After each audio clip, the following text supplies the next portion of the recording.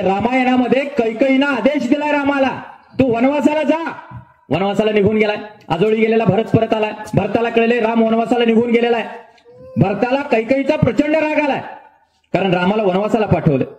आता राम वनवासाला गेलाय म्हणून भरत रामाच्या शोधात जंगलामध्ये निघून गेलाय. जंगलातून जात असताना वेगवेगळ्या जमातींचा त्याचा संपर्क आलाय. त्यांच्या ओळखी वाढत चाललेल्या आहेत आणि मग त्यांच्या सोबतच तो रामाजवळ जाऊन पोहोचलाय. काही दिवस रामाजवळ राहिलाय. रामाच्या पादुका घेतलेल्या आहेत, त्यातलेच 2 सवंगडी घेतलेले आहेत आणि परत अयोध्येला आलाय. रामाच्या पादुका सिंहासनावरती ठेवलेल्या आहेत आणि जे 2 सवंगडे आहेत ते सलग 14 वर्ष भरतासोबत राहिलेले आहेत. 14 वर्षाचा वनवास भोगून राम ज्यावेळी अयोध्येला गेलेला आहे त्यावेळी भरतानं त्या 2 सवंगड्यांची त्यांची ओळख करून दिलेली आहे. राम म्हटला, आजपासून हे 2 माझे अनुयायी, अनुयायी नव्हे रामवंशी, रामवंशी नव्हे रामोशी. अर्थात ज्याला रानात राहणारे, वनात भटकणारे म्हणून रानवंशी असा सुद्धा त्यांचा उल्लेख केला जातो सगळ्या रामोशी समाजाचा. आता एच विल्सन नावाचा एक इतिहासकार आहे, तो थोडी वेगळी कथा सांगतो. तो अशी कथा सांगतो की प्रभू श्री रामचंद्र सीतेचा शोध घेत घेत इकडे दक्षिणेला श्रीलंकेकडे गेले आणि तिथं जात असताना जंगलांमधून वेगवेगळ्या जमातींचा त्यांचा संपर्क आला. तो संपर्क ज्यावेळी आला त्यावेळी रामानं त्या सगळ्या सवंगड्यांना गावाच्या संरक्षणाची जबाबदारी दिली, गावाच्या रखवालदारीचं काम दिलं. म्हणजे आजही रामोशी समाज हा डोंगरदऱ्यामध्ये, आज कासेगावमध्ये ती परिस्थिती नाही, पण तुम्ही कुठल्याही गावामध्ये जावा, डोंगराच्या पायथ्याला सगळा रामोशी समाज राहिल्याचं बघायला मिळतं. हा रामोशी समाज डोंगराच्या पायथ्याला राहतो, कडे कपारीत राहतो, काही मिळेल ते खातो, तरी सुद्धा त्यांची शरीर यष्टी धष्टपुष्ट आहे, मजबूत बांधायची माणसं आहेत. म्हणून त्यांना गावाच्या रखवालदारीचं काम रामानं त्या काळात दिल्याचं वाचायला मिळतं. पण तिथून पुढच्या काळात हजारो वर्ष गावाच्या संरक्षणाची जबाबदारी हे रामोशी समाजाकडे आल्याचं आपल्याला बघायला मिळतं. याचा सरळ अर्थ असा की गावाच्या संरक्षणाची जबाबदारी करायला माझ्या माहितीनं फक्त दष्टपुष्ट माणसं असून चालत नाहीत, त्यांच्या रक्तात प्रामाणिकपणा असावा लागतो. त्याच्याशिवाय गावाच्या संरक्षणाची जबाबदारी देता येत नाही. तुम्हाला एक विचारू का, इंदिरा गांधींचा खून झाला त्यावेळी किती जण तुमच्यापैकी होते? 1984ला खून झाला, कोण कोण होतं? मला वाटतं स्टेजवरची तर बऱ्यापैकी असते. इंदिरा गांधींचा खून बॉडीगार्डने केला. बॉडीगार्ड काय करू शकतो इंदिरा गांधीला जाऊन विचारायचं. बॉडीगार्ड कुणालाही केलं जात नाही, फक्त धष्टपुष्ट असून चालत नाही, रक्तात प्रामाणिकपणा असावा लागतो. आज आपल्या जिल्ह्यात नव्हे राज्यातल्या सगळ्या नेत्यांच्या बॉडीगार्डची जर यादी काढली तर त्यातले 75% लोक हे रामोशी समाजाचे आहेत. म्हणजे हे फक्त धष्टपुष्ट नाहीत तर त्यांच्याकडे प्रामाणिकपणा. पुरंदरगडाच्या तटाकोटांवर पोलादी पुतळे गस्त घालत होते. त्या हत्ती बुर्जावर, शेंद्र्या बुर्जावर, फत्ते बुर्जावर सगळीकडे जिवंत पुतळे टेहळणी करीत होते. ही माणसं होती रामोशांची, ही माणसं होती कोळ्यांची. गड पुरंदर कोणाचा?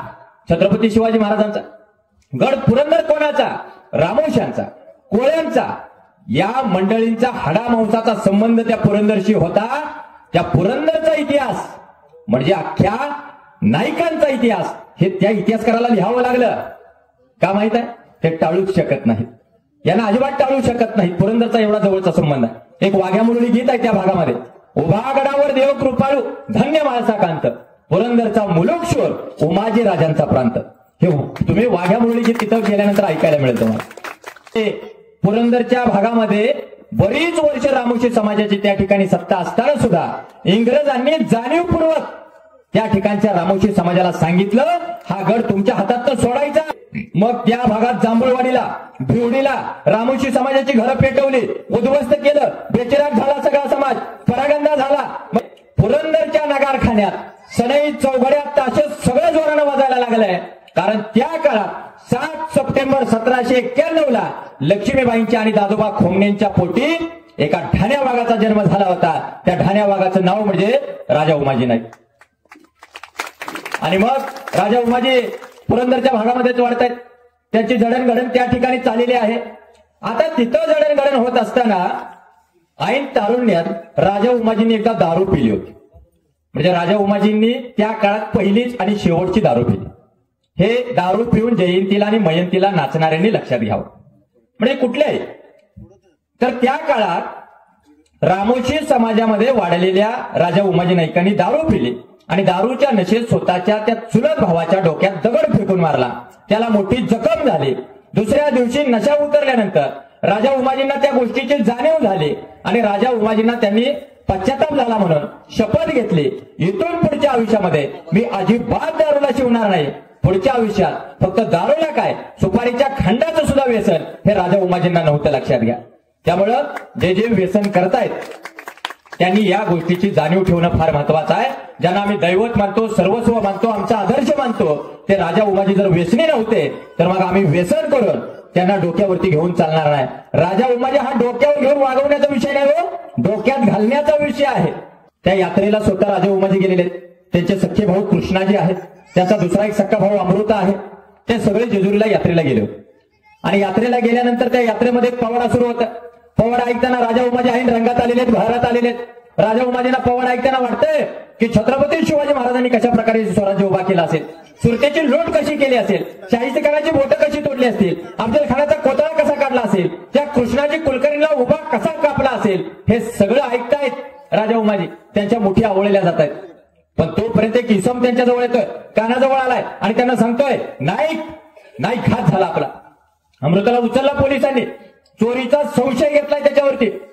राजा उमाजींच्या तळ पायाच्या मस्तकात गेले. राजा उमाजी तडक पोलीस स्टेशनला गेले, चौकशी केली. याच मातीतला एक हरामखोर अधिकारी त्या दप्तरात काम करत होता, त्याच्याकडे हात विनवण्या केल्या, हातापाया पडले, पण त्यांना ऐकलं नाही, अमृताला सोडलं नाही. राजा उमाजी परत पवाड्याच्या ठिकाणी आलेले आहेत आणि पवाडा ऐकतायत. अंधार गडद होत चाललाय, पवाडा संपलाय. परत राजा उमाजी उठलेले आहेत, मेहनातले तलवार बाहेर काढलेले आहे, परत पोलीस स्टेशन मध्ये गेलेले आहेत. त्या अधिकाऱ्याला बाहेर बोलावलंय, सपासप तलवारीचे त्याच्यावरती वार केलेले आहेत. तो अधिकारी रक्तबंबाळ अवस्थेत खाली पडला. अमृताला सोबत घेतलंय, तोपर्यंत अधिकाऱ्याची बायको अंगावर आलेली आहे. राजा उमाजींनी तलवार मॅन केली, बाई माणसावर हात उचलायचा नाही हे तत्व त्यांनी आयुष्यभर पाळलेलं आहे. आणि मग पुढच्या काळात अमृताला बाहेर घेऊन आलेले आहेत. त्यांना वाटलं आता पोलीस कधीही पकडतील, म्हणून राजा उमाजी परत पुरंदरकडे गेलेच नाहीत. राजा उमाजींचा हा इतिहासच आहे. पुरंदरला जातो म्हणून सांगायचं महाबळेश्वरला जायचं, महाबळेश्वरला जातो म्हणून सांगायचं सोलापुरात जायचं. काही जण म्हणायचे अहो आम्ही परवा सोलापुरात बघितलं. दुसरं एखादं म्हणायचं येडा येतो, ते आमच्या भागात वाईला आले होते. कुणीतरी सांगायचं अरे वाईला बघितलं, ते म्हणायचे अरे येडा येतो, मी परवा दिवशी त्यांना पुरंदरला बघितलं. म्हणजे बऱ्याच जणांना वाटतं राजा उमाजी म्हणजे काही साईबाबाचा अवतार आहेत का काय, एका वेळी सगळीकडे कसे काय प्रकटतात. हे राजा उमाजींचं तंत्र छत्रपती शिवाजी महाराजांपासून चालत आल्याचं आपल्याला बघायला मिळतं. त्यांच्या हातावर तुरी लिहिलेली आहे. राजा उमाजी तिकडे पुरंदरला गेलेले आहेत, वाई महाबळेश्वरच्या भागामध्ये गेले, फरारी होते आणि जंगलामधून फिरत असताना त्यांना सत्तू नाईकाची भेट झाली. हे सत्तू नाईक म्हणजे आपल्या सासवडचे. त्या सत्तू नाईकांच्या हातून चुकून एका महिलेचा खून झालेला होता, पोलीस अटक करतील म्हणून तेही फरारी होते. आता दोन भेटले, दोन नाईक जर भेटले, धष्टपुष्ट शरीर एसटीचे आहेत, दोघांनी खून केलाय, काय तयारीचे असतील विचार करा. दोघांनी खून केलेला आहे आणि दोघांनी स्वप्न काय बघितलंय माहित आहे, गाव पेटवायचं नव्हतं. दोघांनी स्वप्न बघितलंय इंग्रजांना या देशातून हाकलून लावायचं. सत्ता ज्या माणसांनी हातात घेतलेली आहे त्यांच्या बुडाखाली जाळ लावायचा, हे दोघांनी स्वप्न बघितलंय. बरं एवढंच नाही, ते दोघं परत फिरत चाललेले. फिरता फिरता त्यांना जेजुरीच्या अण्णाजी नाईक पाटलांची भेट झालेली आहे. आता त्रिकूट तयार झालं. मग आता चौथा माणूस गरजेचा होता. तिथून थोडे पुढे गेलेले आहेत आणि एक माणूस भेटलाय. त्या माणसाचं नाव लक्षात ठेवा बरं का कायम, लहुजी वस्ताद साळवे हे त्यांना त्या काळात भेटलेले आहेत. आज जरी पुण्याला तुम्ही गेला तर त्या ठिकाणी लहुजी वस्ताद साळवेंची तालीम बघायला मिळते. कित्येक पैलवान त्या तालमीमध्ये तयार झालेले आहेत. आता या चौघांची मिटिंग झाली पुण्याच्या जानाई गार्डनला. हे जानाई गार्डन म्हणजे आत्ताचं पुण्याचं टिंबर मार्केट. आता अनेकांना असं वाटतं की लहुजी वस्ताद साळवे आणि राजा उमाजी नाईक ही नंतरच्या काळामध्ये भेट झालेली आहे. लहुजी वस्ताद साळवेंचा जन्म 1794 आहे लक्षात घ्या आणि राजा उमाजी नाईकांचा जन्म 1791 आहे. म्हणजे राजा उमाजी लहुजी वस्ताद साळवेंच्या पेक्षा 3 वर्षांनी मोठे आहेत. आणि ज्यावेळी लहुजी वस्ताद साळवेंचा बारशाचा कार्यक्रम होता त्यावेळी उमाजी राजांना म्हणजे 3 वर्षाच्या उमाजी राजांना त्यांचे वडील दादोबा खोमणे त्या ठिकाणी घेऊन गेलेले आहेत. लहुजी वस्ताद साळवेंचे वडील राघोजी साळवे आणि उमाजी राजांचे वडील दादोबा खोमणे यांची घट्ट मैत्री आहे, बरोबरचे संबंध आहेत त्यांचे. आणि ज्यावेळी नंतरच्या काळात ते लहुजी वस्ताद साळवे राजा उमाजींना भेटलेले आहेत त्यावेळी उमाजी राजांना एक शब्द देत आहेत, तो शब्द नीट ऐका. ते काय म्हणतायत माहित आहे, राज तुम्ही या ठिकाणची मानसिक भावनिक बौद्धिक गुलामगिरी संपवण्यासाठी लढा उभा केलाय आणि इंग्रजांना या देशातनं घालवण्यासाठी तुम्ही लढा उभा केलाय. हा वस्ताद साळवे आयुष्यभर तुमच्या पाठीशी उभा राहील. मी फक्त स्वतः उभा राहणार नाही, हा वस्ताद साळवे 500 मांग बहादरांची फौज राजा तुमच्या पाठीशी उभा करतोय. फक्त शब्द दिला नाही, आयुष्यभर पाठीशी उभा राहिले. ते काय आपल्यासारखं नाही, तू हो पुढे मी बघतो काय करायचं. सगळं झाल्यावर म्हणते मकाला सांगायचं नव्हतंच का असं झालं म्हणून. म्हणजे 500 मांग बहादरांची फौज त्यांच्या पाठीशी उभा केलेली आहे. फौज मोठी वाढलेली आहे. आणि परत त्यांची मीटिंग कुठं झाली माहित आहे? जेजुरीला कडे पठारीवर खंडोबाच्या समोर. अण्णाजी नाईक स्वतः आहेत, लहुजी वस्ताद साळवे आहेत, सत्तू नाईक आहेत, राजा उमाजी नाईक आहेत, आणि मग त्यांच्यासोबत मांग आलेले आहेत, महार आलेले आहेत, फेटकरी आहेत, गडकरी आहेत, कैकाडी समाजाला आहे, मुस्लिम समाजाला आहे, नव्हे मराठा समाज सुद्धा आलाय, कुणबी समाजाला आहे. सगळ्या प्रकारचा 18 पगड जातीचा बहुजन समाज त्यांच्या जवळ आला. आणि त्या काळात ते शपथ देत आहेत समाजाला. नुकतं टोळकं तयार करून उपयोग नाही हो. टाळकी गोळा करून एखादं टोळकं उभारता येतं, पण डोकी गोळा करून एखादं क्रांतिकारी संघटन उभा राहतं. लक्षात घ्या, उमाजीराजेने डोके गोळा केलेले आहेत, टाळकी नव्हे. आणि त्या ठिकाणी उमाजीराजांच्या डोक्यात आलंय की 2 लोखंडाचे तुकडे जोडायचे असतील तर वेल्डिंगची गरज आहे, 2 चामड्याचे तुकडे जोडायचे असतील तर सोल्युशनची गरज आहे, 2 कागदाचे तुकडे जोडायचे असतील तर साध्या डिंकाची गरज आहे, पण माणसांना जोडायचं असेल तर एखाद्या विचारधारेची गरज आहे. आणि उमाजीराजे त्या ठिकाणी विचारधारा देत आहेत. कुठल्याही बाई माणसावर हात उचलायचा नाही, पण इंग्रजांचा सगळा खजिना लुटायचा, इंग्रजांना सुट्टी द्यायची नाही, पळता भुई थोडे करून सोडायचं. सगळ्यांनी त्या ठिकाणी शपथ घेतली आणि घोषणा चालू झाल्या.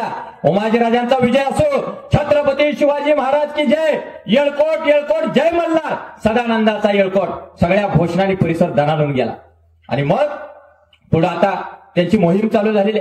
पहिली बातमी मी आणली शिवनाथ महारनं आणि सांगितलं उमाजीराजांना, राज पुण्याकडं भांबरोड्याजवळ एका वाड्यामध्ये इंग्रजांचा खजिना ठेवलाय, लुटायचा, सुट्टी द्यायची नाही. उमाजीराजांनी फक्त 30च रामोशी घेतलेत. किती घेतलेत? जागा का बघितलं? 30च रामोशी घेतलेले आहेत आणि ते भांबरोट्याच्या दिशेने निघालेले आहेत. आता त्या काळात पुण्याकडे जायला फक्त 4 वाटा होता, आता ढिगभर वाटा. त्या काळात पहिली वाट होती लकडी पूल, दुसरी वाट स्वारगेट, तिसरी वाट म्हणजे बंड गार्डन रस्ता आणि चौथी वाट म्हणजे सांचापेर रस्ता. 4च वाटा. आता ज्या 30 रामोशांना सोबत घेतलेला आहे त्या रामोशांना सुद्धा माहित नव्हतं राजा आपल्याला कुठे न्यायला लागले. अहो, सोबतच्या साथीदाराला कळत नव्हतं राजा कुठं नेत आहेत. मग ब्रिटिशांना कसं कळेल की राजा कुठं गेलेत? कारण कधी घात व्हायची शक्यता होती. मग राजांनी त्या 30 रामोशांना घेऊन ते भांबरोड्याच्या जवळ गेलेले आहेत आणि भांबरोड्याच्या जवळ गेल्यानंतर राजाने त्या 30 साथीदारांना सांगितलंय, बाबांनो, इथं समोर वाडा आहे, प्रचंड मोठा खजिना ठेवला इंग्रजांचा आणि तो त्या वाड्यातला खजिना लुटायचा आहे. त्या वाड्यावर छापा टाकायचं ठरलं. आता छापा टाकताना रामोशांना सगळे आदेश दिलाय, जावा, बंदूक हातात घ्या. काही जण मग खजिन्याच्या खोलीत घुसलेत, काही जण हत्याराच्या खोलीत घुसलेत, काही जणांनी घोडी पळवलेली आहेत, ब्रिटिश जागे झालेले आहेत, प्रचंड कापाकापी झालेले आहेत, मुंडकी तोडलेली आहेत, सगळी प्रेत घोड्यावरती टाकलेले आहेत, ते निघून पण गेले. ब्रिटिश सैन्य जागा झालं. कोण आलं, कुठनं आलं, कधी आलं, कसं आलं, कुणी लुटलं काय कळलं नाही. गपगुमान झोपले राहिले. त्यांना वाटलं बहुतेक भूतानं झपाटला असावं, कारण प्रेत सुद्धा शिल्लक ठेवली नाही, तो घोड्यावर लादून नेले. थोड्या वेळानं कळलं सगळा खजिना लुटलाय. 1824 सालची घटना आहे. 6200 रुपयाचा खजिना होता. म्हणजे आताचे लाखो रुपये आहेत. आता 50 रुपयासाठी खून होतो, 10 रुपयासाठी खून होतो. त्या काळात राजा उमाजींनी 6200 रुपयाचा खजिना त्या ठिकाणी लुटलेला, हस्तगत केलेला. लक्षात ठेवा, इंग्रजांना कळायचं बंद केलेलं आहे. अहो, गावात चोऱ्या व्हायला लागल्या तर पूर्वी गोरक्या यायचा, गोरक्या नुकती काठी वाजवली, शिट्टी वाजवली तरी चोर गावात शिरत नव्हता.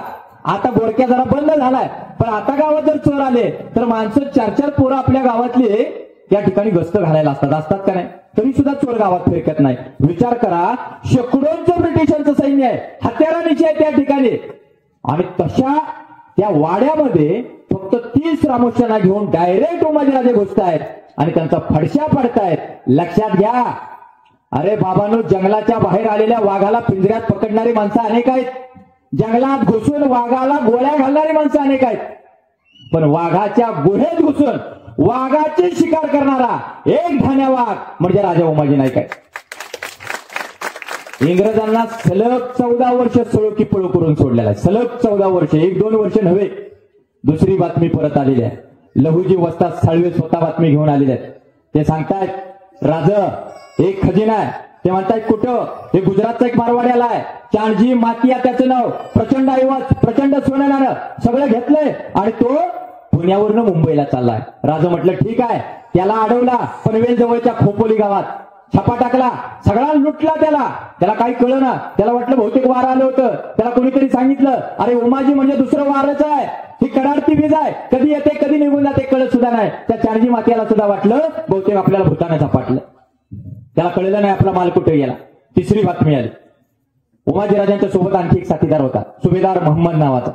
त्या सुभेदार मोहम्मदने एक बातमी आणली आणि चाललंय पुण्याला, प्रचंड ऐवज आहे, प्रचंड संपत्ती आहे, प्रचंड पैसा आहे, लुटूया का. राजा म्हटलं कशाला वाट बघायची, कशाला विचारतोय. त्यांना जेजुरी जवळ अडवलं, जेजुरीवर छापा टाकला आणि पटवर्धनाला विनंती केली बरं का उमाजीराजांनी, आपण स्वराज्य निर्मितीचं कार्य उभा करतोय, तुमच्या मदतीची गरज आहे. पटवर्धनानं मदत केली नाही, पण पटवर्धनानं त्याचं सगळं शिपाई उमाजीराजांच्या अंगावरती सोडलं आणि उमाजीराजांचा नाईलाज झाला. उमाजीराजांनी सरळ कापाकापी सुरू केली. त्यावेळी पटवर्धन एकटंच विचार राहिलं, सगळी मेली होती. मग पटवर्धन डायरेक्ट गुडघ्यावर आला आणि म्हटला, राजा मला वाचवा. एकटा तो म्हणून वाचला, त्याचाही खजिना बाजूला केला. किती खजिना घेतला असं विचार करा. अहो मला तर वाटतंय कधी कधी करोडोची मालमत्ता असणार आहे, करोडोची मालमत्ता. आणि मग त्या काळात मॅन्सफिल्ड नावाच्या एका अधिकाऱ्याकडे जबाबदारी दिली, अरे ही वारा ही कडाडती वीज आहे, कुणाला सापडत नाही, तुझ्यावरती आमचा विश्वास आहे, त्याला पकड.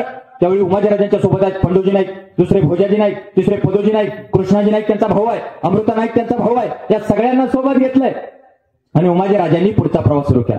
मॅन्सफिल्डकडे शेकडोंची फौज आहे, पण त्याच्या डोळ्यासमोर 8 ठिकाणी एकाच दिवसात छापे पडलेले आहेत.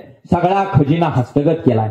ज्याला मारलंय, ज्याला कापलंय, त्याचं प्रेत सुद्धा शिल्लक राहत नव्हतं. डायरेक्ट घोड्यावर टाकायचं, परत गावाकडे आणायचं, कुठला पुरावा शिल्लक ठेवायचा.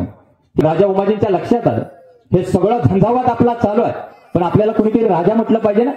दादोबा खोमण्यांच्या सुपुत्राला या उमाजीला कुणीतरी राजा म्हटलं पाहिजे. मग त्यांनी ठरवलं आपल्याला राजा म्हणून ही पदवी लावून घ्यायची. मग ते काय युवा नेता म्हणण्यासारखं सोपं आहे का. कुठल्या तर चौकात बॅनर लावायचा, युवा नेते, तुला कोण ओळखतोय. कधी कधी व्हॉट्सअपला स्टेटस ठेवते, अपनी गली में कुत्ता भी शेर बन जाता है. त्याला ह्याच्या गलीत कोण काळं कुत्र ओळखत नाही आणि हे म्हणते अपनी गली में कुत्ता भी शेर बन जाता है. आणि हे सगळं घरात उताना पडून स्टेटस ठेवत असते. कोण ओळखते याला. ह्याचं पिल्लू याला सोडून गेलं तरी ते स्टेटस ठेवते. हो, ज्यांच्या मनात आम्ही नाही त्यांना सुद्धा आमच्या मनात स्थान देणार नाही. अरे पट्ट्या जिच्यासाठी स्टेटस ठेवलं ते स्टेटस बघत नाही ना. 24 तासानं व्हॉट्सअप स्वतः स्टेटस डिलीट करते आणि मग ती बिचारी ऑनलाईन येते. बैल गेला झोपा केला, काय कामाचं.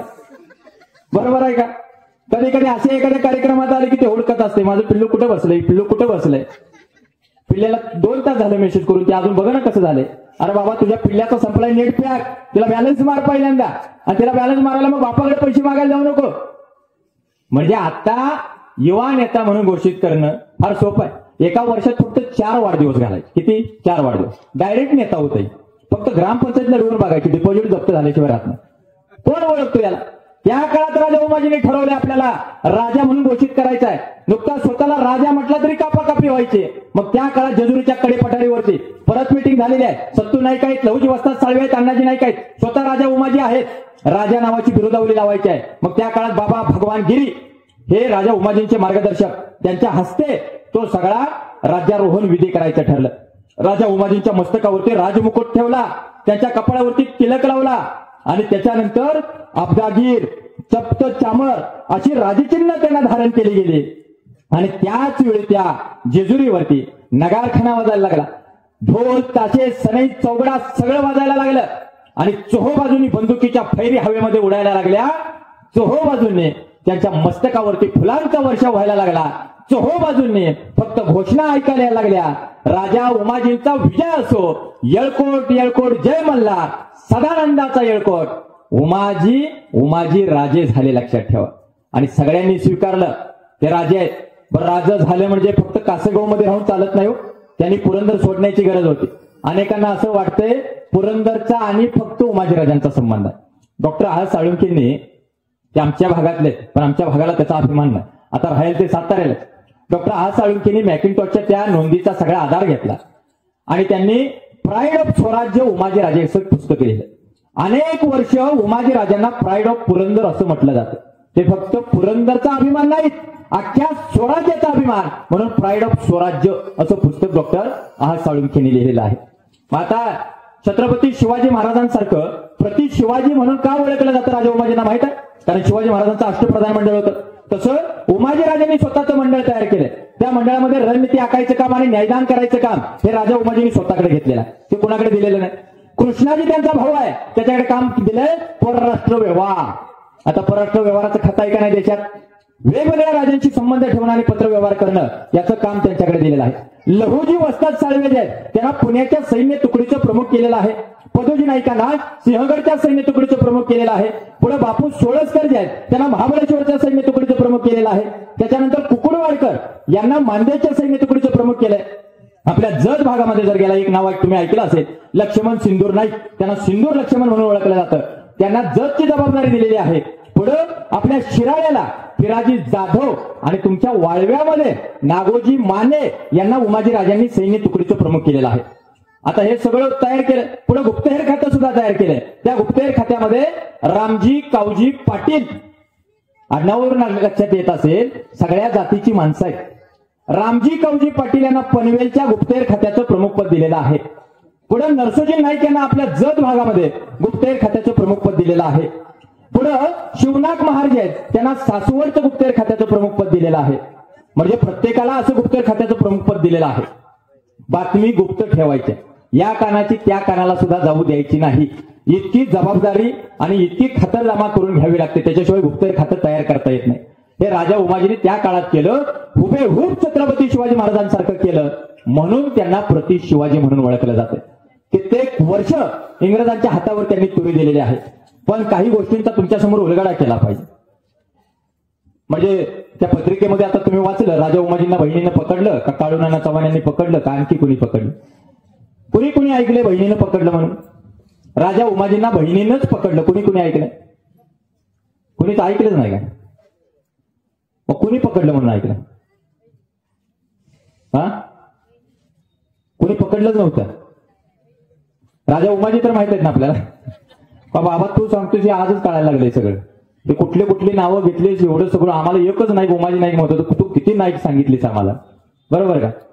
म्हणजे आपल्याला सगळ्यात जास्त गरज कशाची आहे? पुस्तकांची गरज आहे का नाही? पुस्तक आली पाहिजे. दुर्दैव असं आहे की उमाजी राजांचा इतिहास उपेक्षित राहिला. आणि सगळ्यात दुर्दैव म्हणजे 2017 पर्यंत उमाजी राजांची जयंती होत नव्हती. शासकीय जी.आर 2017 आला. ग्रामपंचायतीत, पंचायत समितीला, जिल्हा परिषदेत, नगरपालिकेत कंपल्सरी राजा उमाजींची जयंती करावी. तरी सुद्धा पठ्यांना फोटो मिळत नव्हता. आमच्या गावात उमाजी राजांचा फोटो नव्हता. आणि कोणीतरी सांगितलं शासकीय जी.आर आहे, वर्ण ऑडिट होणार आहे आणि तुम्ही जरा चेक करा. राजा उमाजींचा फोटो नव्हता त्यांच्याकडे. माझ्याकडे त्यांनी फोटो नेला. म्हणजे आमच्या घरामध्ये सगळ्या महापुरुषांचे फोटो तुम्हाला मिळू शकतात. हे कोण सांग? तुम्हाला कधी मिळू शकतं? पुस्तकातनं मिळू शकतं. पुस्तक आपल्याकडे आली पाहिजे. पुस्तक आपल्या डोक्यात जाण्याची गरज आहे. म्हणजे राजा उमाजींचा इतका धगधगता इतिहास आहे. पण राजा उमाजी फक्त ब्रिटिशांना नव्हे, या देशातल्या सांस्कृतिक व्यवस्थेला सुद्धा अडचण वाटायला लागले. म्हणून राजा उमाजींना पकडायचं ठरवलंय. राजा उमाजी अजिबात सापडत नाहीत. पण अशा काळात राजा उमाजींच्या वरती त्या काळात बक्षीस लावलंय. या माणसाला जर कोणी पकडून दिलं तर त्याला 200 बिघा जमीन आणि 1000 रुपये मिळणार. 200 बिघा जमीन म्हणजे किती झालं? 200 बिघा जमीन किती? त्याला फक्त भागिले 2 करायचं. 100 एकर जमीन, बरोबर आहे? भागिले 2 केल्यावर किती झालं? 100 एकर, बरोबर ना? 100 एकर जमीन मिळणार त्या काळात. आणि त्याला 1000 रुपयाचं बक्षीस मिळणार. अरे बक्षीस कुणाला नको आहे?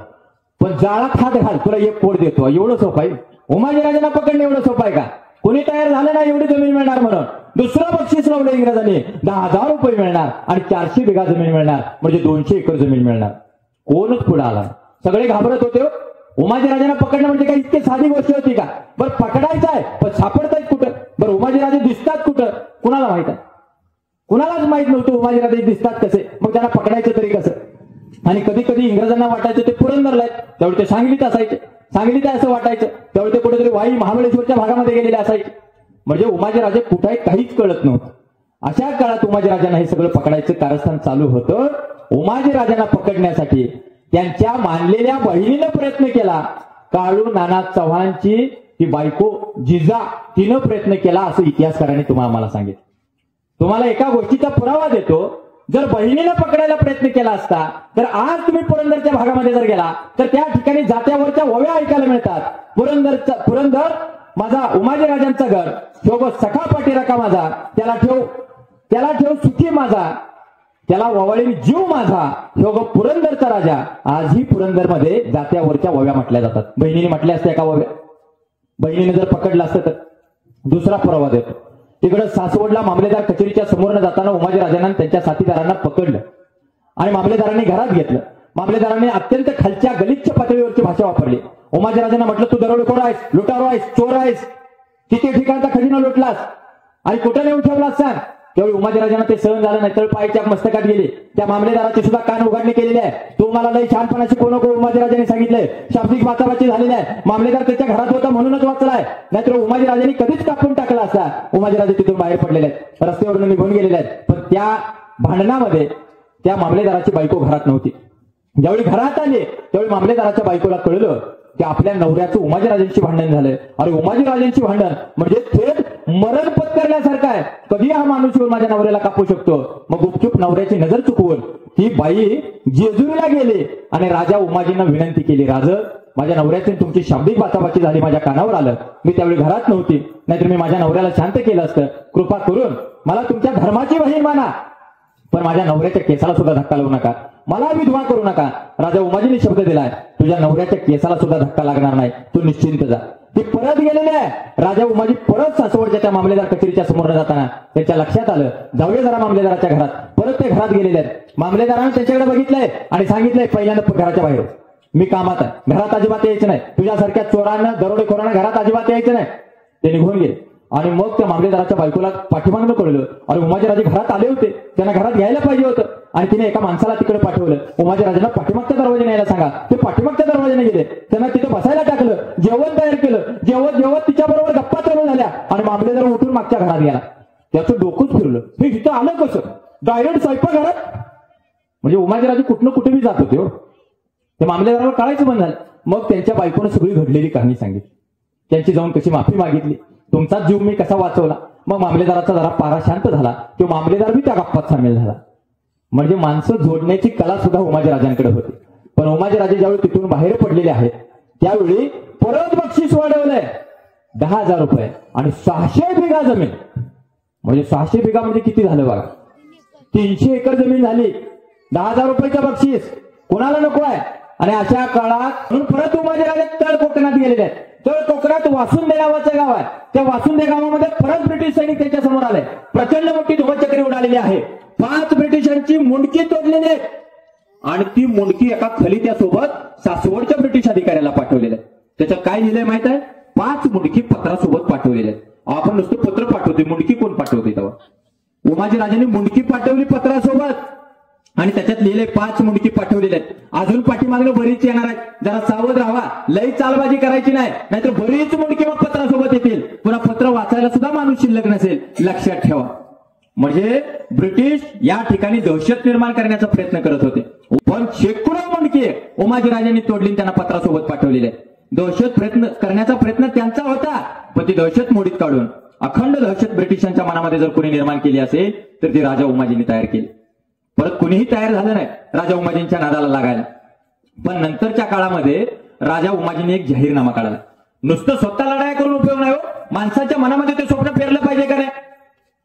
म्हणजे महिलांच्या बाबतीमध्ये उत्तम कांबळे नावाचे कवी फार सुंदर लिहितात. एकटी मी गेली बाई झाड हल्लच नाही, दोघी जणी गेलो बाई झाड हल्लं नाही, साऱ्या जणी गेलो बाई झाड राहिलंच नाही. सगळ्या गेल्यावर झाड कशाला राहते. मग सगळी माणसं सोबतीला पाहिजेत का नाही. आता महिला ते करतात का नाही माहित नाही, तुम्हाला मानलं पाहिजे. मागापासून झोपलाय का जागा आहे मला माहित नाही, पण तुझ्याच जीव रंगलापासून जीव झाला येडा पिसापर्यंत सगळ्या गोष्टीवर पाणी ओतून या इथं आलेले असणार आहेत. बरोबर आहे का. तोंडावर 4-4 इंच मेकअपचा थर थापणारी, ज्याच्याकडे बघितल्यावर बघणार सुद्धा अक्षरशः आंधळ होईल, अशी टीव्हीवरच्या मालिकेतली एकी गोरी गोमटी बायच्या कार्यक्रमाला आलेली नाही, तरी सुद्धा आमच्या माता भगिनी एवढ्या मोठ्या संख्येने उपस्थित आहेत. म्हणून तुम्हाला सुद्धा सॅल्यूट केला पाहिजे, कारण तुम्ही इथं तेवढ्या मोठ्या संख्येने आला नाही. मालिकेत काय असते हो, ते आम्हाला बिघडवायचं यंत्र आहे. त्यात पहिल्यांदा एखादी मालिका लागते, तिचं नाव असते तुला शिकवीन चांगला झाडा. बघताय ना, बघत नसला तरी तुम्ही हात वर करणार नाही. तुला शिकवीन चांगला झाडा. मी एकदा विचार करत होतो कुणाला झाडा शिकवणार आहे, तर मला एका महिलेनं सांगितलं सासूला झाडा शिकवायचा. अरे बिचाऱ्या सासू आता पूर्वीसारख्या सुनेसोबत भांडत सुद्धा नाही तो. बरोबर आहे का. गॅसच्या भडक्यात मी जळीन म्हणते, पण सुनबाई तू जळू नको. घरात आल्यावर तिला म्हणते स्वयंपाक मी करते, धुणं मी धुते, सगळं मी करते, तू फक्त हा रिमोट घेऊन टीव्हीच्या पुढे बसून राहा. सुनबाई टीव्हीच्या पुढे बसून बसून रील स्टार बनत्या. कच्च्या बदाम पासून बाई पागल झालाय का काय हा प्रकार. तिथपर्यंत सगळ्या रील करून मोकळ्या होतात. आणि तिची मम्मा तिकडे पहिल्यांदा लाईक ठोकते, कमेंट देते, बेटा कीप इट अप. ते वाटते बेटा एवढं कीप इट अप करते, तुम्हाला सांगतो एवढं बेटा कीप इट अप करते. साडीपासूनच तिचा चालू झालेला प्रवास अश्विनी युगातल्या बाईपर्यंत जाऊन पोहोचतोय साहेब. टीव्हीचा फुलफॉर्म किती जणांना माहित आहे तुमच्या इथे. टीव्ही म्हणजे काय, टीव्ही म्हणजे काय? टेलिव्हिजन हे तर माहित आहे का नाही? टेलिव्हिजन बरोबर, तुम्ही सगळे शिकलेलं आहे माझ्या माहितीने कासेगावचं. पण मी एक नवीन फुल फॉर्म देतो. टी म्हणजे ताबडतोब आणि व्ही म्हणजे वाटोळं. ताबडतोब वाटोळं करणारं यंत्र म्हणजे टीव्ही. काय त्याच्यामध्ये? एखादी मालिका चालू झाली की त्याच्यावर असते या बाईचा नवऱ्याचा डिवोर्स होणार. पण त्या दिवशी डिवोर्स होत नाही हो, तिथं खाली येते लगेच पुढच्या भागात. आमच्या आयानं कळायचं बंद होते, का नाही झाला आज दिवस? तू काय घर फोडायला बसलास का? दुसऱ्या दिवशी परत येते की त्या ठिकाणी डिवोर्स होणार आहे, कोर्टात बायको गेलेली आहे, नवरा गेलेला आहे, ह्यांचा वकीलच आला नाही. मग खाली खाली येते परत पुढच्या भागात. तिला रात्रभर झोप लागत नाही, तिचा डिवोर्स होतोय का नाही, होतोय का नाही. तिसऱ्या दिवशी परत येते, नवरा येतो, बायको येते, वकील येतो, त्या जजला चक्कर येते. आता आमचे मित्र इथलं कुरळपचे तुमच्या भागातले 6 वर्षांना आमची तुमच्या कार्यक्रमाची एवढ्यासाठी मला तुमचा हा कार्यक्रम महत्वाचा अभिमानाचा आहे. माझा 6 वर्षानंतर पहिल्यांदा मित्र भेटला, विजय पाटील वकील आहेत. तुमच्या वाळवा तालुक्याला वकिलांच्या बार काउन्सिलचे सरचिटणीस म्हणून ते काम करतात. पण त्यांना माहित आहे ते कोर्टाचं काम किती पेंडिंग असतं, किती हजारो केसेस आहेत. तर ते सगळं चालू असतं. 4थ्या दिवशी सगळे येतात आणि नवऱ्याला अचानक अटॅक येतो, त्याला दवाखान्यात नेलं जातं. ती बायको दवाखान्यात 3 महिने बघायला जाते आणि 3 महिन्यांनी नवऱ्याचा बायकोवर जीव जडतो, बायकोचाही नवऱ्यावर जीव जडतो, डिवोर्स कॅन्सल होतो. आणि आमच्या आईला वाटते डिवोर्स का नाही झाला यांचा, डिवोर्स का नाही झाला? अरे घरं फोडणारी संस्कृती टीव्हीतनं जन्माला घातली जाते, घरं जोडणारी संस्कृती या महापुरुषांनी जन्माला घातलेली आहे. ती संस्कृती कधीतरी तुमच्या माझ्यामध्ये आली पाहिजे, पण दुर्दैवाने ती येत नाही. आता जरा बरं आहे, आताच्या मुलींना कदाचित माहित नसावं, पण फार पूर्वी अलका कुबल नावाची नटी नुकती टीव्हीवर दिसली की आमच्या आया घरात कुणीतरी गेल्यासारखं रडायला चालू करायचं. माझ्या आईला एकदा विचारलं होतं, आई टीव्हीच्या पुढे बसून का रडतेस? आई म्हटली काय नाही रे बाबा, ते टीव्हीत अलका कुबल रडायला लागली म्हणून रडू आवरण. आईला म्हटले हे बघ, आपण महिन्याला टीव्हीचा रिचार्ज करतोय 600 रुपयाचा, ते टीव्हीतली बाई रडायला पैसे घेत्या, तू फुकट का रडत्या?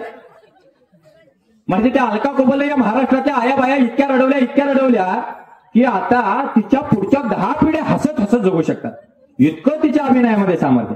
नशीब आज मला इथे येताना असं वाटलं की गर्दी नाही, आणि बहुतेक आता 15-20 मिनिटं मला इथं बाहेर बसवले, म्हणजे तुम्ही गर्दी आधी करणार मग मला बोलावणार. पण तुम्हाला एक सांगू का, जरा आदित्यजींनी विक्रांत पाटलाला बोलवायच्या ऐवजी गौतमी पाटीलला इथं बोलवायला पाहिजे. तुमच्या इथली घरावरची कौलं शिल्लक राहिली असते का सांगा? पत्र सुद्धा फुटलं असतं. रात्री अर्ध्या रात्री म्हणताना गौतमी आम्हाला कुठे घेऊन जाते आम्हाला कळत नाही. आणि मग दुसऱ्या दिवशी राजा उमाजींची पुण्यतिथी, मग 19 फेब्रुवारीला शिवजयंती, मग 14 एप्रिलला बाबासाहेब आंबेडकरांची जयंती.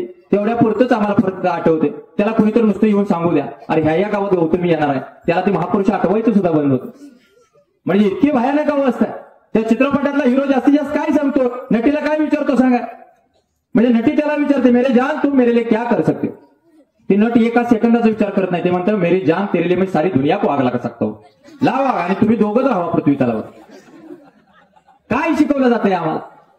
त्या काळात 1831ला या समाजामध्ये काहीतरी स्वप्न पेरलं पाहिजे म्हणून राजा उमाजींनी जाहीरनामा काढलाय. आणि त्या जाहीरनाम्यामध्ये लिहिलंय फक्त हा एकटा राजा उमाजी किंवा पंडोजी नाईक, भोजाजी नाईक, अमृता नाईक फक्त उठाव करणार नाहीत, सगळ्या समाजातून उठाव झाला पाहिजे. इंग्रजांचं सैन्य जिथं कुठं दिसल, एखादा जरी गोरा माणूस दिसला तर त्याला डायरेक्ट कापून टाकायचा, त्याच्या छताला डायरेक्ट गोळ्या घालायच्या, त्याला फासावर द्यायचं, त्याचा सगळा खजिना लुटायचा. जाहीरनाम्यामध्ये 1831च्या लिहिलंय.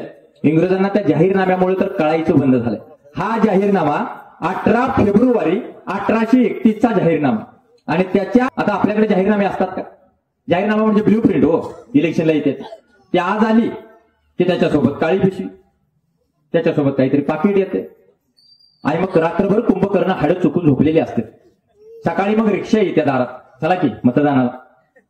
तेव्हा ते कुठं जाय मतदानाला? रात्री पोचलं नाही का तुम्हाला? मग ते नाही म्हणते. मग जाताना परत ते सांगते अजून जरा घ्यायला लागणार आहे. अरे रात्री दिली होती, अरे नुसती देऊन काय करायचं, उतारा नको का म्हणते. मग ते उतारा घेऊन परत जाते तिथे. आणि तिथे गेल्यावर ते मतदान करते, बाहेर येते आणि त्याला विचारलं जाते मतदान केलं का? ते म्हणते मतदान केलं की. ते म्हणले फुग्याला टाकलं ना? अरे ते म्हणते आपलं विमान उतरव का? त्याला कळत नाही आत गेल्यावर आपलं काय येते. आता जरा चिन्ह गाव लेवलची मी सांगितली, वरच्या लेवलची सांगितली, तुम्ही माझ्या अंगावर येशील. बरोबर आहे का? म्हणजे हे जे जाहीरनामे आहेत हे 2-3 दिवस सुद्धा आमच्याकडे राहत नाहीत. 4 दिवस जरी जाहीरनामा आमच्या घरात राहिला तरी 5व्या-6व्या दिवशी आमच्या चुलीत जातो तो जाहीरनामा. 5व्या-6व्या दिवशी चुलीत जातो. पण त्या काळातला जाहीरनामा सगळ्या बहुजन समाजाने जपून ठेवलेला आहे. आणि उमाजी राजांचं स्वप्न सत्यात साकारण्यासाठी लोक प्रयत्न करायला लागलेले आहेत. पण त्या काळात फितुरी झाली असं सांगितलं जातं, त्या काळात बहिणीला पकडलं असं सांगितलं जातं. पण ज्यावेळी 400 बिघा जमीन मिळणार आहे आणि 10,000 मोठं बक्षीस आहे. त्यावेळी पुण्यातल्या त्र्यंबकपंत कुलकर्णीनं त्या आमिषाला बळी पडून हे आमिष ते जे आव्हान आहे ते स्वीकारलेलं आहे. त्यांच्या बरोबर जशी चाल खेळली गेली तशीच चाल उमाजीराजांच्या बरोबर खेळली गेली. एका पुण्यातल्या त्र्यंबकपंत कुलकर्णीच्या वाड्यात बोलावलंय, चर्चेत गुंतवून ठेवलंय. चर्चा चालू असतानाच 25 माणसं त्या ठिकाणी साखळदंड घेऊन तयार होती. एकटे राजे उमाजी त्यांच्यासोबत कृष्णाजी नाईक आलेले आहेत आणि त्यांच्या पाठीमागून बापू सोळसकर आलेले आहेत. तिघो तिथं आहेत आणि 25 जणांनी साखळदंडाने करकचून बांधलेला आहे. राजा उमाजींना कळायचं बंद झालं आणि इंग्रजांच्या सैन्यांना त्र्यंबकपंत कुलकर्णी सांगतोय, पकडलाय तुमच्या राजाला. त्या उमाजीला पकडलाय, या. ते पळत आले. दरोडेखोर सापडला, लुटारू सापडला, हाच तो चोर ज्यानं आम्हाला लुटलं, ज्यानं आम्हाला सलग 14 वर्ष सगळं की पळ करून सोडलं. सगळं ब्रिटिशांचं सैनिक तिथं पळत आलंय. स्वतः मॅकिंटॉश आलाय, जेम्स टेलर नावाचा न्यायाधीश पळत आलाय, न्यायाधीश. त्या काळात रॉबर्टसन नावाचा पुण्याचा कलेक्टर पळत आलाय. कोण आहे उमाजी, दिसतो कसा, त्याच्या जवळ आलेले आहेत. आणि मग उमाजी राजाला पकडलं म्हणून बातमी पसरवली. उमाजी राजांना त्र्यंबकपंत कुलकर्णीने पकडलं म्हणून ऊर बडवून घ्यायला लागला. तो जेम्स टेलर ऊर बडवून घ्यायला लागला, मॅकिंटॉशनं ऊर बडवून घेतला. याला आम्ही पकडला, याला आम्ही पकडला. लोक मानायलाच तयार नव्हती. अरे एवढ्या वर्ष झालं तुम्ही सांगता उमाजीला पकडला. उमाजी पुरंदरवरती आहेत, उमाजी इकडे सासवडला गेलेले आहेत, उमाजी या वाईला गेलेले आहेत, महाबळेश्वरला गेलेले आहेत. तुम्ही पकडले कशावरनं? समोर आणलं त्यांना, समोर आणलं. रस्त्यावरती सगळ्या आयाबाया गोळा झालेले आहेत. रस्त्यावरती सगळा बहुजन समाज गोळा झालाय. बघतायत आमचा राजा कसा दिसतो. ते बघतायत सलग 14 वर्ष ज्या इंग्रजांना सळो की पळो करून सोडलं, तो आमचा राजा कसा दिसतोय हे बघायला सगळे तिथं आलेले आहेत. किती धिप्पाड शरीर एसटी असेल विचार करा. जो माणूस इंग्रजांच्या गुहेत शिरून शिकार करतोय तो माणूस कसा असेल. म्हणून सगळी माणसं बघायला गोळा झालेली आहेत. 1831च्या मार्च महिन्यात राजा उमाजींना इकडं पुण्याला तुरुंगामध्ये ठेवलेलं होतं. त्या तुरुंगाची स्टोरी 2 वर्षांपूर्वी बीबीसी न्यूज चॅनलने केली. तो तुरुंग अजून सुद्धा त्या ठिकाणी आहे. त्या तुरुंगामध्ये ठेवल्यानंतर तब्बल 1.5 महिना खटला चालू होता. जेम्स टेलर नावाचा न्यायाधीश समोर आहे, त्यांच्या समोर नेलं जातंय, खटला चालू आहे आणि त्यांना विचारलं जातंय, ऐवज कुठं ठेवलाय, सगळं सोनं कुठं ठेवलंय लुटल्याला, पैसा कुठं आहे. राजू उमाजी म्हटलं कुठं आहे पैसा, 1 रुपया शिल्लक नाही. ते म्हटले एवढं लुटलेलं कुठं आहे. ते म्हटले सगळ्या गोरगरिबांना दान धर्म करून टाकला, 1 रुपया शिल्लक ठेवला नाही. आपल्याकडे एकदा असं मिळवायचं 7 पिढ्या जगल्या पाहिजे, 7 पिढ्या एवढं छापायचं, सुट्टी द्यायची नाही. अहो सिकंदर जग जिंकायला चालला होता. जाताना जवळच्या अनुयायांना सांगितलं, बाबांनो मी जाताना माझे हात शिवपेटीच्या बाहेर रिकामे सोडा, कारण या सगळ्या जगाला कळू द्या. अर्धा अधिक जग जिंकायला चाललेला सिकंदर सुद्धा जाताना मोकळ्या हाताने गेला. जाताना सोबत काहीच घेऊन गेला नाही, काही सोबत न्यायचं. 7 आणि 10 पिढ्याचं कोण काय करायचं. एवढं मिळवतून पुन्हा म्हातारपणे हातपाय वाकडं होते, काय करायचं. त्याचा फायदाही घेता येत नाही. राकेश झुंझुनवालाचं बघितलं ना तुम्ही, शेअर मार्केटचं 46,000 कोटीची प्रॉपर्टी, व्हीलचेअरवरती बसला, शेवटी काही सोबत घेऊन जाऊ शकला नाही. आणि म्हटलं अरे व्यायाम करायला पाहिजे होता, चांगलं खायला पाहिजे होतं. ते काय आमच्यासारखं तुला खरडा भाकरी खायला मिळणार आहे का. ते एसीत खाणार, ते काहीतरी पिझ्झा बर्गर खाणार आणि आजार लागल्यावर त्याला सुचणार अरे गावाकडे चटणी भाकरी खायला पाहिजे होती, खरडा भाकरी खायला पाहिजे होती. म्हणजे 1831च्या त्या मार्च महिन्यात तुरुंगामध्ये असताना जेम्स टेलरच्या पुढे खटला चालू आहे. त्यांना विचारतात ऐवज कुठं आहे. उमाजीराजे सांगतायत 1 रुपया सुद्धा माझ्याकडे शिल्लक नाही, सगळं गोरगरिबांना वाटून टाकलं. पुढं त्यांची बायको गंगूबाई आणि उमाजीराजांची 2 मुलं तुकोबा आणि महंकोजी त्यांना भेटायला गेलेले आहेत. आणि ते बायकोला आणि मुलांना सांगतायत आता तुम्ही तुमच्या हिमतीवर जगा, तुमच्या मनगटावरती जगा, मी तुमच्यासाठी काही शिल्लक ठेवलेलं नाही, सगळ्या गोरगरिबांना वाटून टाकलेलं आहे, तुमच्यासाठी मी काही ठेवू शकलो नाही. पुढं मॅकिंटॉश त्यांना विचारतोय उमाजीराजांना तुझी शेवटची इच्छा तर काय सांग. फासावर द्यायच्या आधी विचारलं जातं ना शेवटची इच्छा.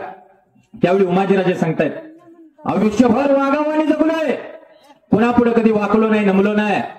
आमची शेवटची इच्छा एकच आहे, तुम्ही हरामखोरांनो पहिल्यांदा हा देश सोडून निघून जावा. त्या मॅकिंटॉशला कळायचं बंद झालं. अरे याची इच्छा म्हणायची का काय. ते लागलं हसायला, ते तिथनं निघून गेलं. आणि निघून जाताना सुद्धा उमाजीराजे सांगतायत तुम्ही सगळ्या ब्रिटिशांनी पहिल्यांदा माझा भारत सोडून मग तुम्ही निघून जायचंय. शेवटची इच्छा त्यांची. आपल्यासारखं एखादं म्हटलं असतं साहेब मी तुमच्या पाया पडतो, फाशी शिक्षा रद्द होत्या का जरा बघा किरो.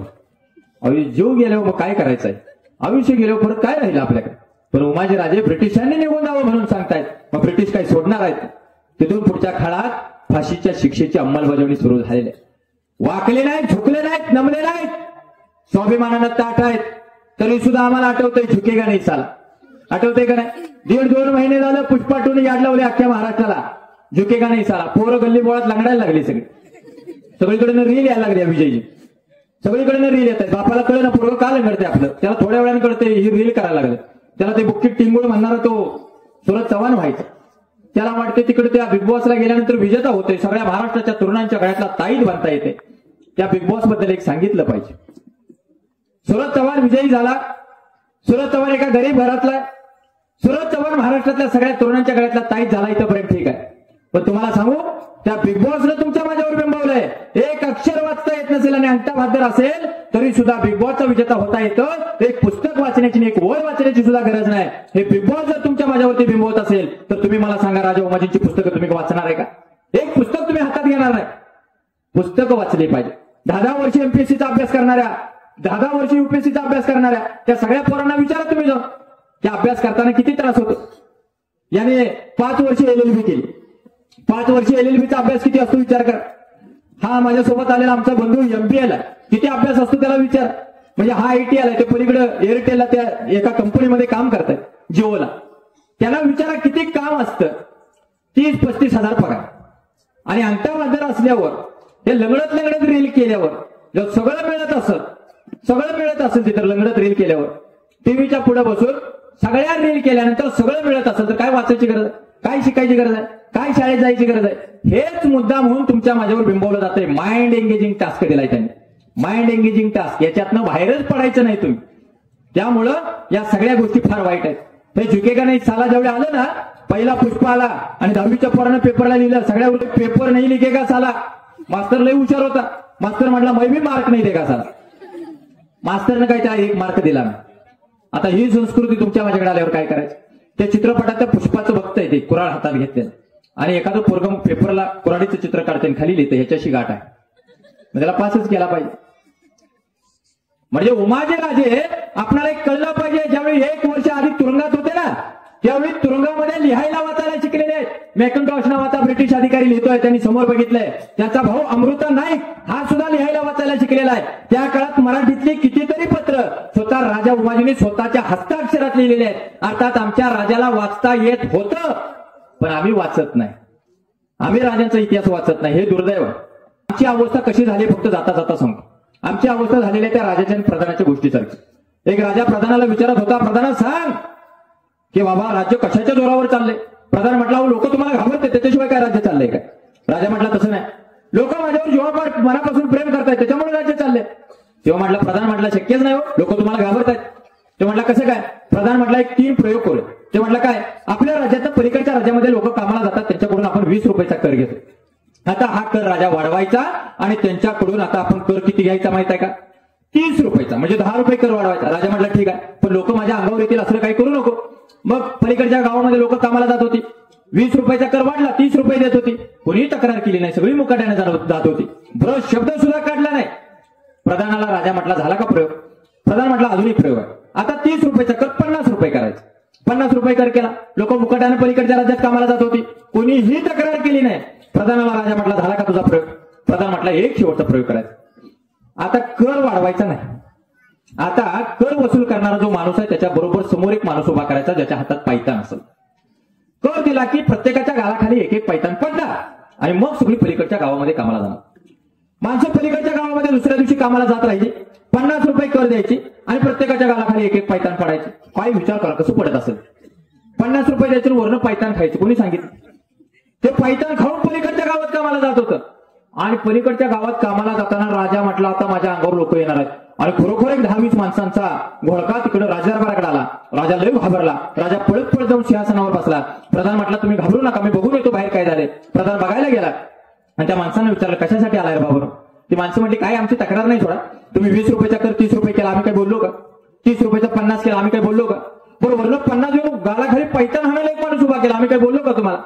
पण होते असं, ते पायतान मारणार जी माणूस आहे ना, ती मारून थकतय, विचार दमतय, खाली बसतोय आणि परत 5 मिनिटांनी उठून मारायला चालू करते. आम्हाला पलीकडच्या गावामध्ये जायला वेळ होतो, आणखी 2-4 पायतान खाणारी माणसं उभा करा, म्हणजे आम्हाला जरा सोपं होईल.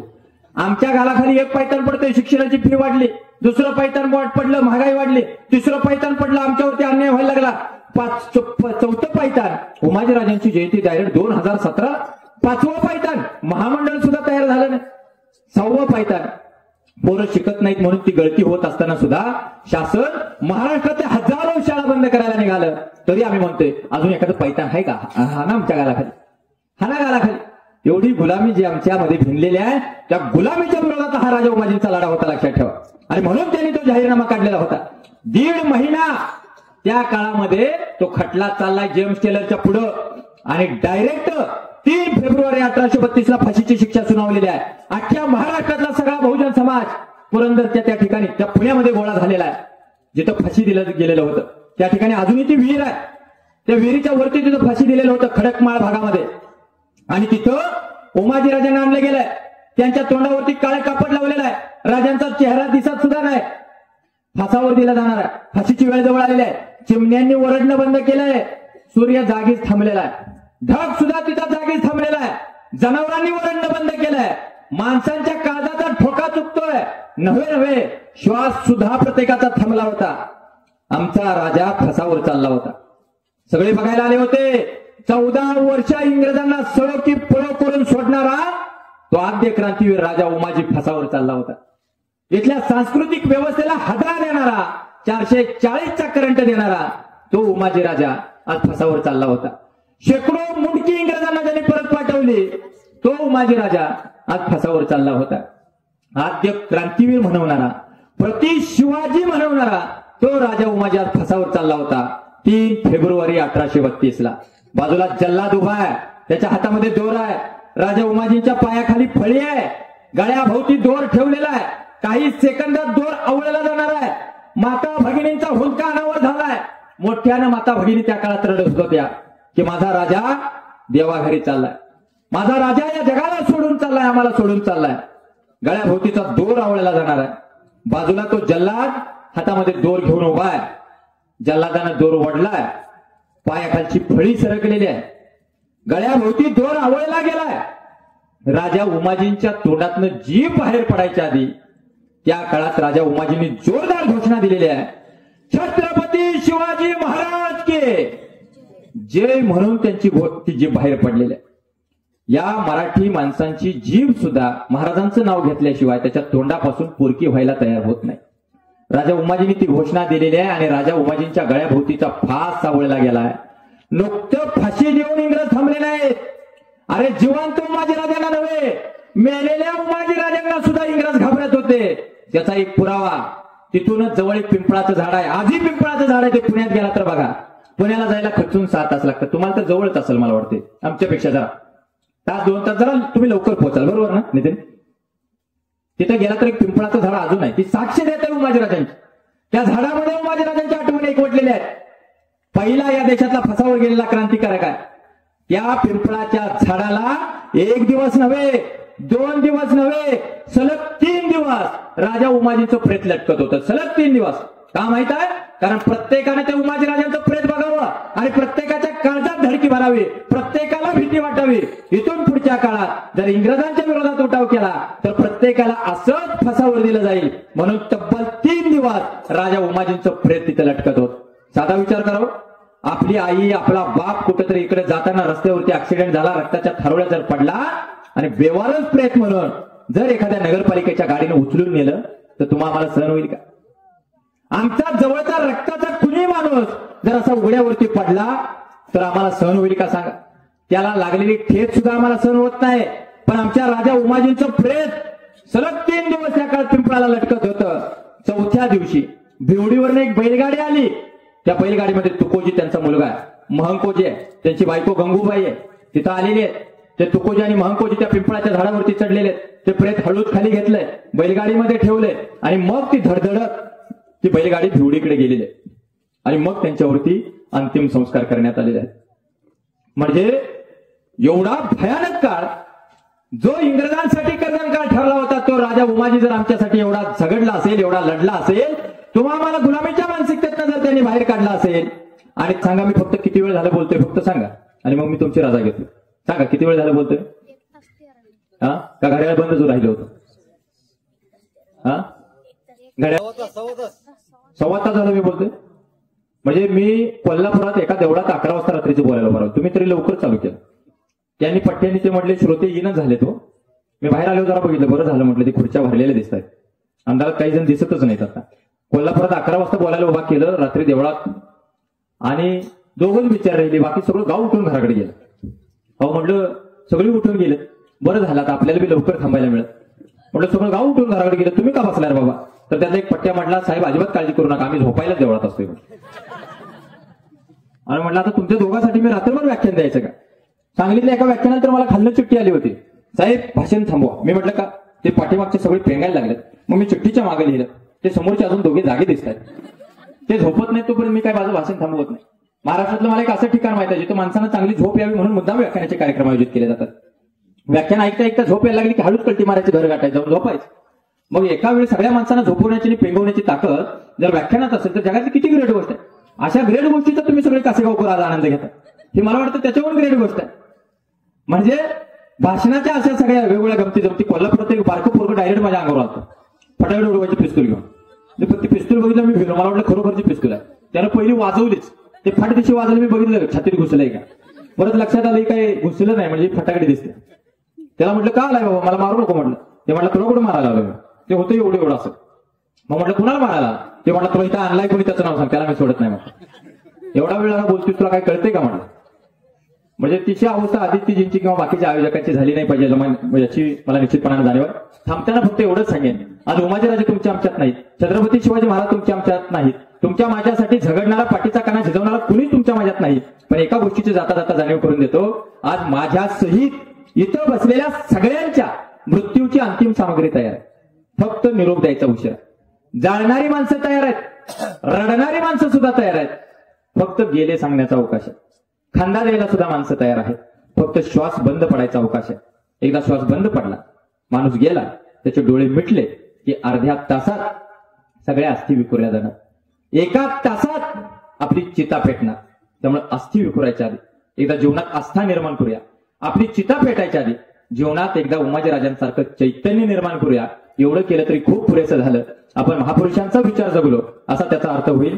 मला आपण एवढा वेळ या ठिकाणी ऐकून घेतलं, उमाजीराजांचा विचार आपल्यापर्यंत पोहोचला असं मी गृहीत धरतो आणि आपल्या सर्वांची रजा घेतो. धन्यवाद.